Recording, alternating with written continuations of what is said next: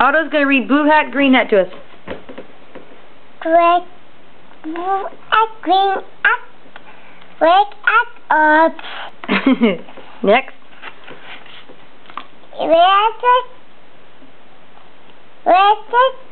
blue, yellow, up. Next page. Yellow pants, red pants, green pants, up. It's a funny book, Otto. Blue coat, up.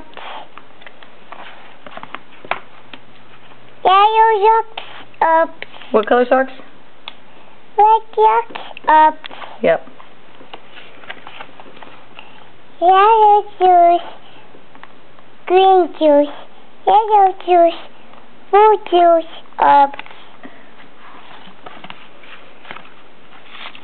Yellow,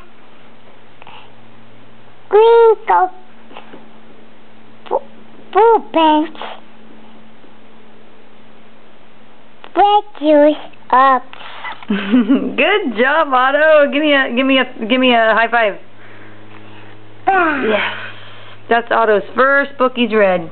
It's called Red Hat, Blue Hat, Green Hat by Sandra Boynton. See? And give us a smile. Cheese.